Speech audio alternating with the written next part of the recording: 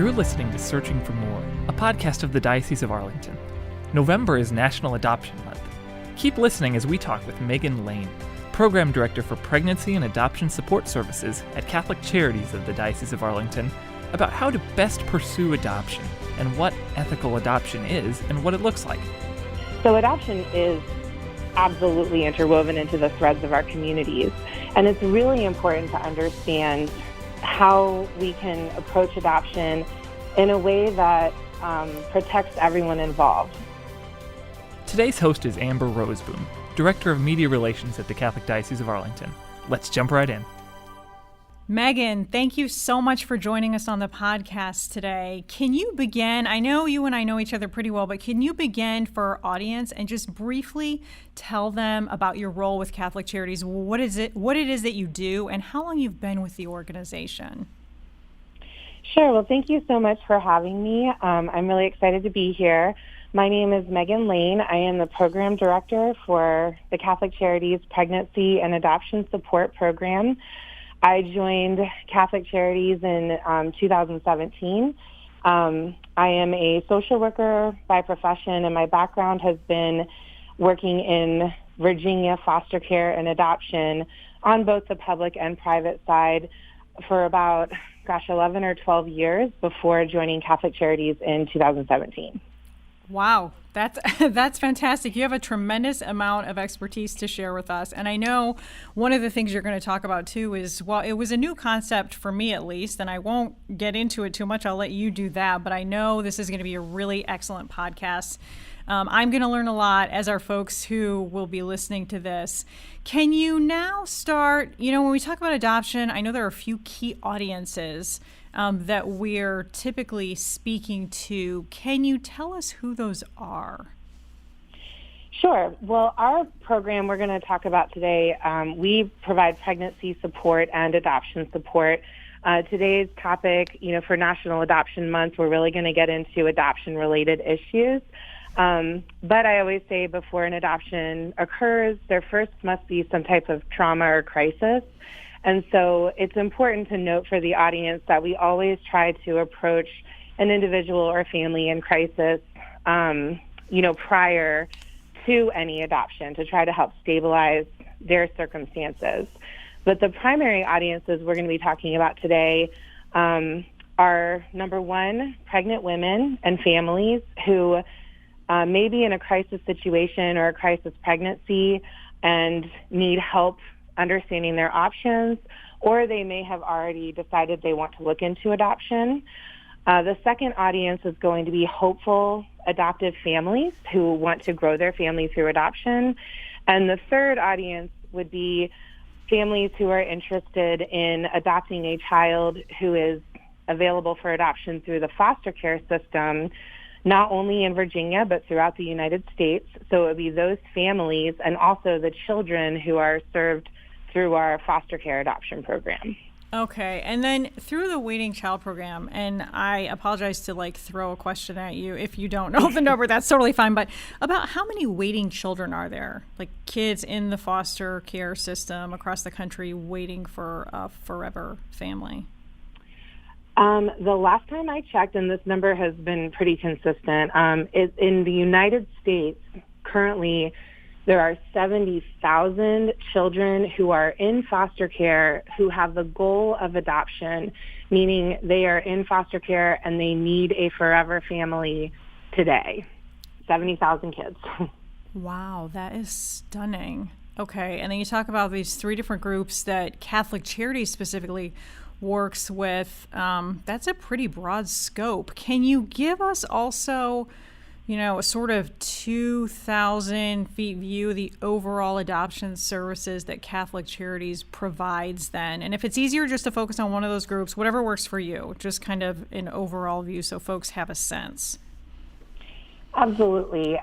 You're right. It is broad because we do so much, and adoption is so intricate also. So there's so many different systems that we serve through our program. We do, as I mentioned, we provide pregnancy support, which is counseling, material needs, case management, and support to families who are pregnant and in need of help through adoption support.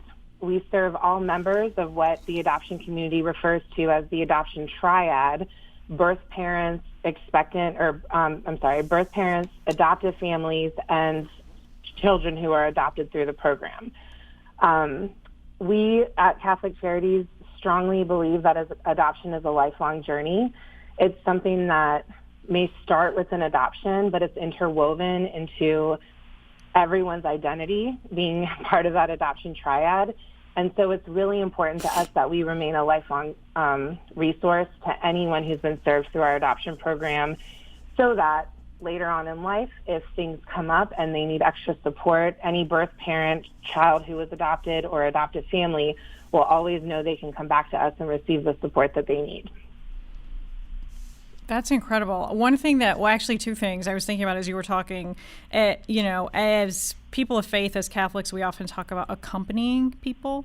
And that's exactly what you all are doing from start to finish, like a lifelong process. That's incredible. And then just also how personal this is for people and how emotional. And so it's a beautiful story. It's also complicated because it's so personal and there's so much going on as people seek to grow their families through adoption or consider adoption, an adoption plan. Okay, so this was, and I know you've written on this, and I've read a little bit of it. It was an entirely new concept for me, but you talk a lot about ethical adoption.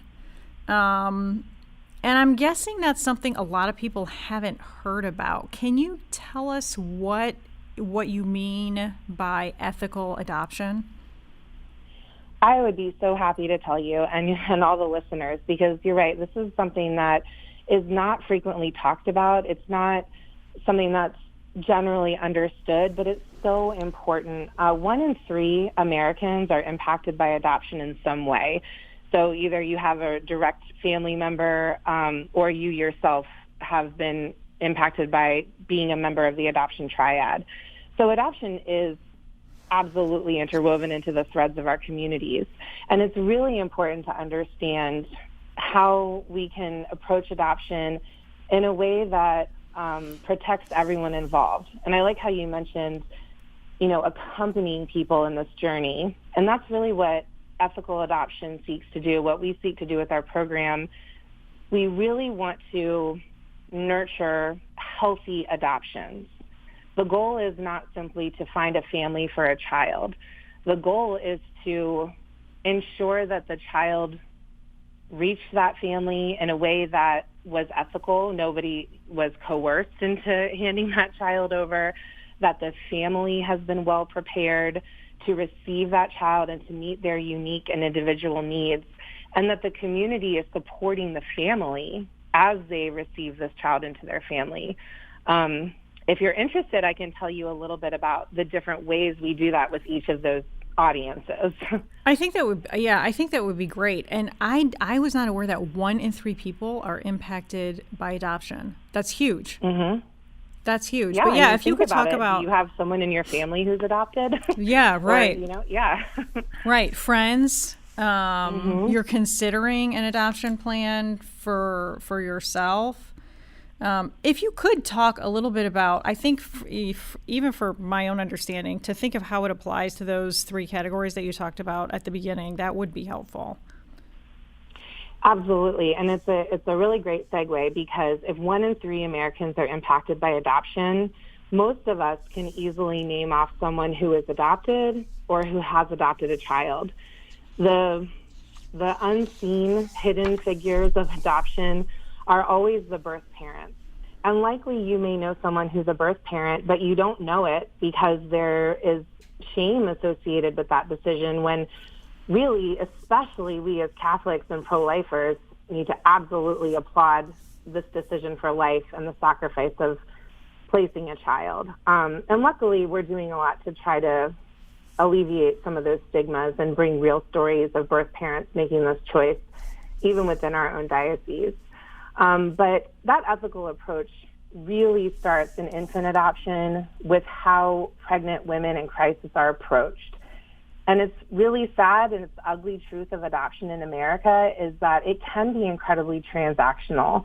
And hopeful adoptive families can find providers who they can pay a lot of money to help them connect with a woman in crisis. And without that woman being very well prepared or even counseled, sometimes not even having met with a counselor at all, she's expected to make this choice that will forever change her life. And so we at Catholic Charities, there's a couple of things that we try to do to combat this. First of all, we educate our communities, our pro-life partners, everyone, even throughout the diocese, we've presented on this, how to provide ethical options counseling to women who are pregnant, to women who may be considering abortion, or who may be facing incredible barriers to parenting their child.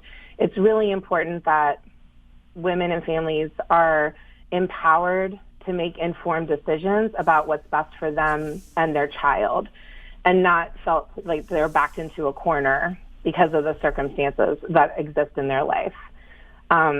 Another thing that's important to mention is that adoption is not something that a pregnant woman is going to decide on and stick with, throughout her pregnancy. This is a huge decision, and it's one that will ebb and flow throughout that pregnancy. So any approach that just assumes that someone says, yes, I'm interested in adoption, and just assumes that that's what's going to happen, is not coming at adoption from a quality mental health and trauma perspective. We really need to That makes sense. help. And so it can be even more devastating for the couple who's waiting to adopt maybe and thought, oh, this was a sure bet. That's exactly it. So when hopeful families are looking for agencies or providers to work with, the first question they need to ask is, what kind of counseling do these women receive? And who is providing it? Is it someone within your own agency, or do you just refer out to someone in her town? There's so many risks, like you said, because somebody needs to be really well prepared. Infant adoption expects a woman to carry a pregnancy, to give birth to this baby, and then her body is biologically wired to bond, protect, and connect with that baby. So to follow through with an adoption plan requires an incredible strength and also support and counseling to prepare for that. So that's kind of how we approach it with the expectant parents in terms of making sure they've thought through all their options. If someone's considering adoption because, let's say, they're homeless, if we can help them get stable housing and we can empower them to parent, then that's what we want to do. Adoption should always be not maybe a last resort, but something that you consider after you've ruled out the other barriers. And then ethical approaches for hopeful adoptive parents. That means that these families that are hoping to adopt, they're provided quality training that really prepares them to adopt a child and become an adoptive parent, which, contrary to popular opinion, actually is different than parenting a child biologically. And so we really need our parents to understand how to nurture that healthy identity in their own child as being adopted, and how to approach some of those adoption-specific things that will inevitably come up. And then for foster care adoption, because what we do at Catholic Charities is we certify the families to be able to adopt from foster care, we are very strong advocates for our families who will be navigating their adoption with a local Department of Social Services who has custody of a foster child who would be placed. So we are really pushing for ethical care and how that match is made with that child and the placement occurs. For example, we want to see a transition plan where the family and child have time to transition towards that permanency of adoption. We want to make sure that the adopting family is provided comprehensive background information on the child so that they can make a fully informed decision about their permanent decision to move forward with adoption. And we absolutely want to make sure that there are a lot of services and support in place for the family and the child to ensure a good transition with a lot of support. And then as everyone adjusts, we can taper back on services.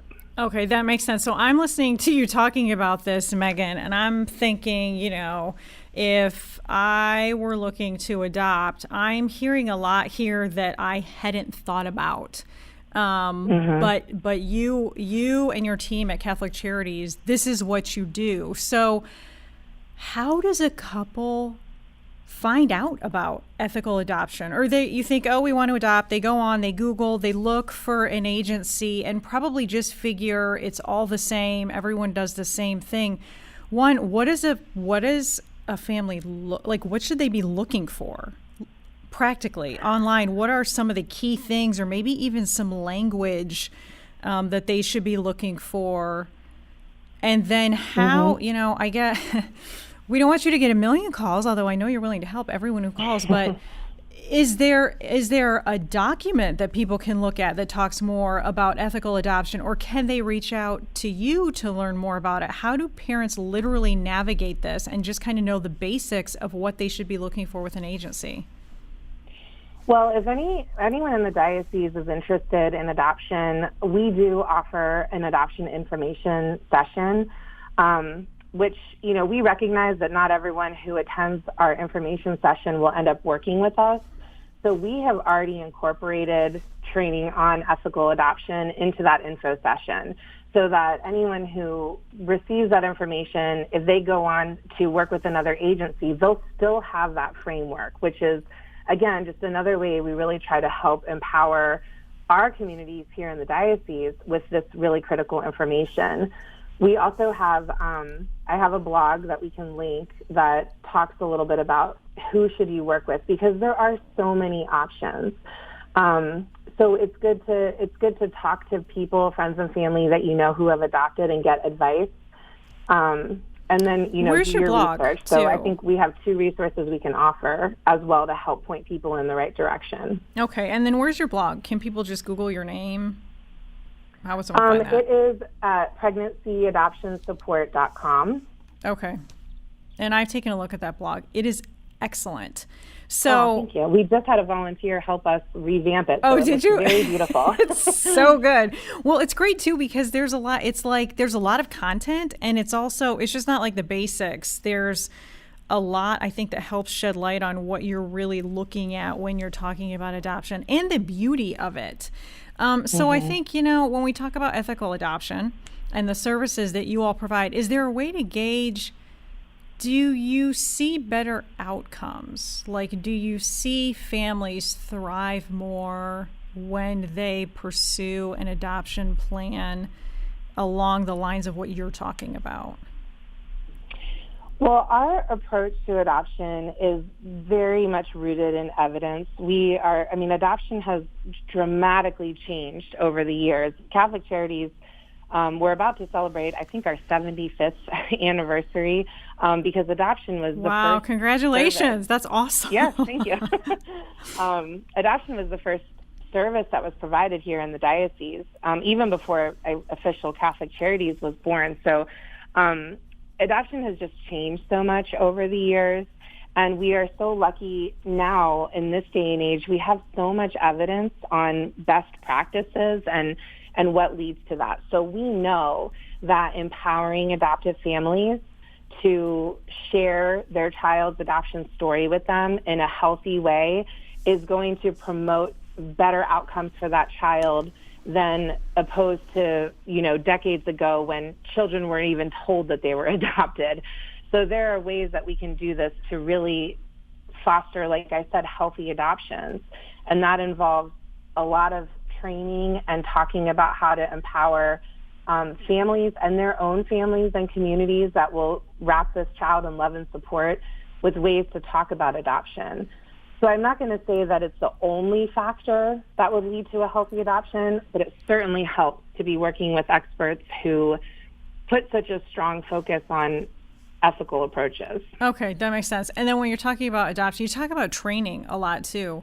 How long, if someone was, and I'm sure this varies significantly, by family, but if someone is looking to adopt, what's kind of a time frame that they should have in their mind, and maybe some markers along the way? They need to find an agency, they need to get training. Can you tell us a little bit about how long the training is and what that looks like? Just kind of, and I know this will be an abbreviated version of what it really looks like, but if you could give us kind of the main markers along the way, so if someone is listening and they think, yes, we've been thinking about adoption, you don't have a child in your home in a month.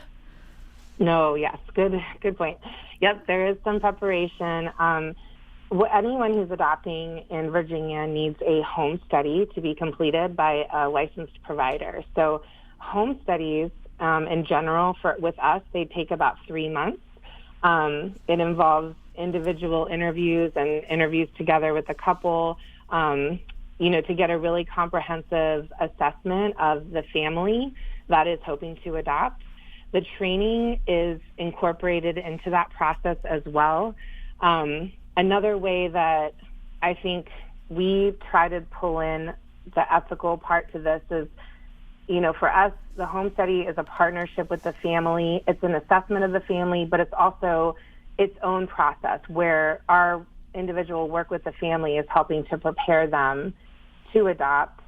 We also, depending on the type of adoption you're doing, is going to depend on the type of training you receive. And Meaghan, too, if I could just interject for a second, and it's probably also helping you build a rapport with the family and trust, so that when the adoption actually happens, they feel comfortable coming to you at a point of need, and they trust the guidance that you're giving them when, their whole life changes in a very beautiful way, but they, oftentimes are seeking additional help at that point.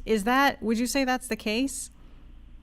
Absolutely. It's so important that families are working with a provider that they trust, and that relationship is very important for us and for the family, because we want to be able to work together. And during the home study process, it's really great to build that relationship with the family, because once the process comes for placing and matching, we have to have hard conversations with families during that time of the process, and they need to trust that we are providing them good guidance, on how to and in their interest and the child's interest, for sure.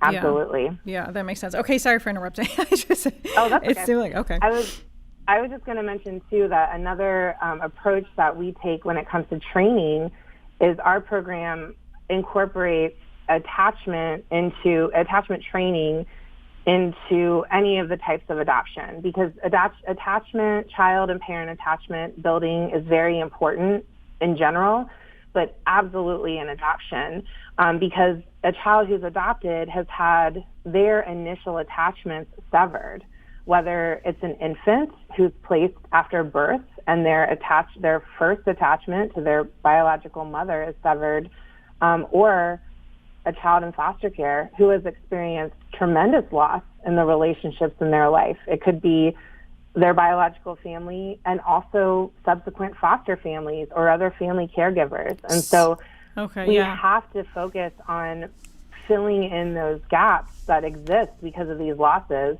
that occurred by no fault of the child. Right, and so no matter...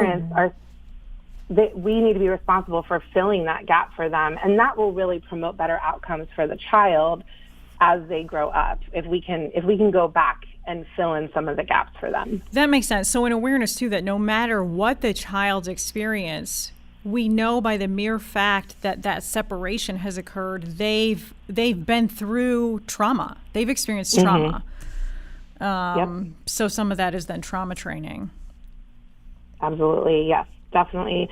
Especially for any child who's been in foster care has experienced trauma.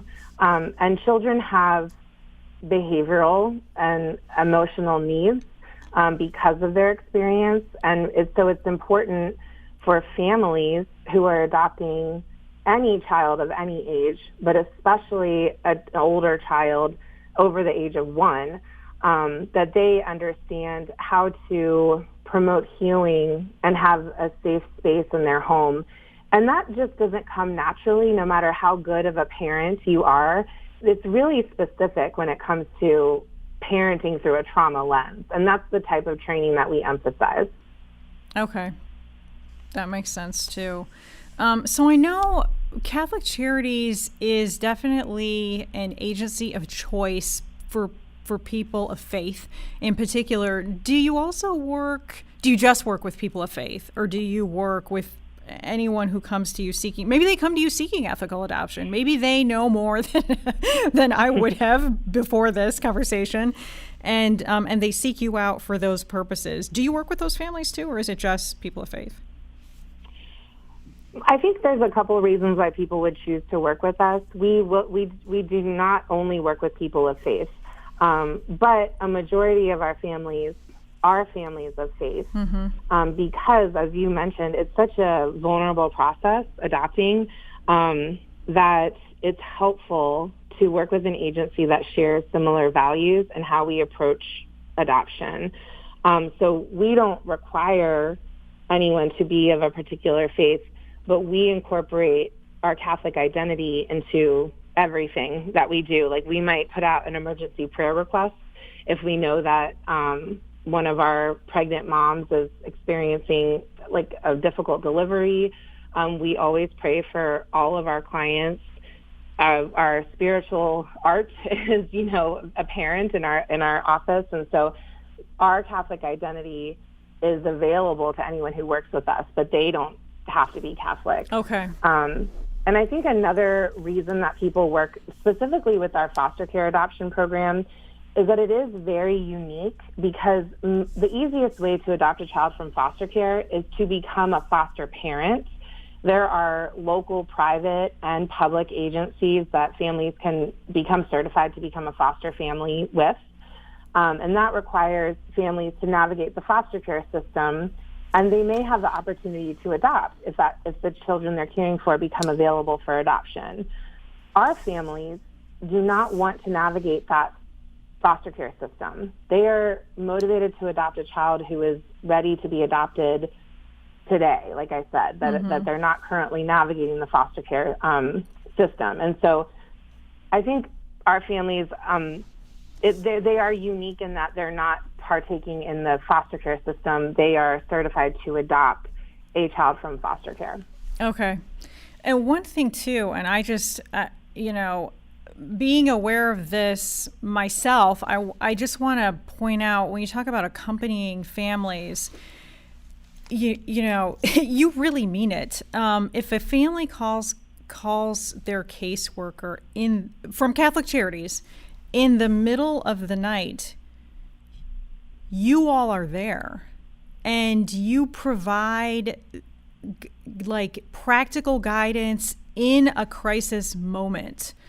And you'll do it either on the phone or even text. You meet the family however they can receive the information, given whatever might be going on, to help stabilize. And we're talking about like worst case scenarios here, just to help stabilize situations. So for families who are looking for an agency to go to, Catholic Charities, like when they say they accompany you, it's shoulder to shoulder every step of the way, and it doesn't matter the hour of day. It's really just an incredible, beautiful thing. And I know that over the last the course of this discussion, we've talked a lot about kind of logistical things, but if you could, adoption is such a beautiful thing for families to consider. If you were going to say one thing about just the beauty of adoption, what would it be? I think that adoption, oftentimes people refer to adoption as giving up a child. And I think there's so much giving in adoption, but it's not giving up. Families open their hearts and their homes to receive a child and to meet that child's needs and to bring them into their family and pour their love into this child, oftentimes they're also pouring their love into that child's birth family or birth parents. And birth parents, they give their child something that they didn't feel that they could give, but they wanted to give a better experience for this child. So ultimately, I think it comes down to adoption is really beautiful because you really can never have too many people to love a child. And children who are adopted are loved by many in different ways. That's such a great point. And there's just so much giving involved. Yeah. In that. So that is such a good point. Well, is there anything that I didn't ask that you wanted to address? Well, only to say that if you do call your case manager in the middle of the night, your case manager will not answer. This is a good point. A 24-hour on-call. Yes, we do have a 24-hour on-call phone that is available to families. We want to keep expectations real. With, a temper tantrum that's difficult to manage or something like that. But also it's available to women who are pregnant who need help. So we have counselors that rotate carrying this on-call phone, and you can text or call us, and we are there to help with any immediate needs and make a plan for, future needs to make sure that we're assisting in whatever way that we can. Yeah, that makes sense. And good distinction. Don't call your teenagers in the middle of the night. Exactly. Everyone who's working with you right now is like, oh, excellent. I didn't know we could do that. Just kidding. That was really helpful. Before we close, can you just mention your blog again? Because I really do think it's so excellent. The more the people that can get their eyes on that and just follow you and what you're posting and learn about adoption in a really, it's such a easy, kind of conversational, enjoyable way to learn more about adoption. I think people would, love it and benefit from it. I would love to mention it because I am so proud of especially our newly revamped blog. It's just very beautiful. We're so grateful to volunteers that help us with things like this. But if you're listening to this and you want to do something just to help share this message and help get information out there about ethical adoption, the best thing that you can do is to follow us. And our blog is pregnancyadoptionsupport.com. That's the address of our blog. You can also find us on Facebook at Pregnancy Adoption Support. And on Instagram, we also have those pages are linked to our blog, so you can find them there. But when you engage with our content, when you share or comment, we really don't want, it's not because we want the attention. It's because when we get traffic to our social media, to our blog, it really helps us to reach those who need our help in crisis because it authenticates our internet presence. And I am a social worker. I have learned so much about search engine optimization and things like that to understand more really than you ever important wanted to know, I'm sure. Yeah. So just know that when you do engage with this kind of content, what you're doing is also helping to ensure that when a woman in crisis picks up her cell phone and Google searches, I need to place my baby for adoption, that an authenticated provider is going to pop up, and that could be us. So that's something you can do today to help us. So you can sign on. You can go to Meaghan's blog post as an act of charity. Yes, please. And it's National Adoption Month in Yes, November. it's so a perfect time to do it. Share. That is a good point. Meaghan, as you know, this is an issue that is really close to my heart personally, too. I have enjoyed this conversation, and we're so appreciative that you were willing to take time out of your extremely busy schedule and share your expertise with us. Thank you so much for the work that you do and for your time with us today. Absolutely. I really appreciate you having me and having this conversation, which isn't the easiest conversation to have, but it is so important. So thank you very much. Thanks, Meaghan. Have a good day. Thanks, you too. You're listening to Searching for More. If you enjoyed this podcast, please write a review on iTunes, Google Play, Stitcher, Spotify, or wherever you listen. Also, make sure you follow the Diocese and the Arlington Catholic Herald on Facebook, Twitter, and Instagram. And subscribe to our YouTube channels for regular videos that inspire, educate, and inform about the Catholic faith in our diocesan community.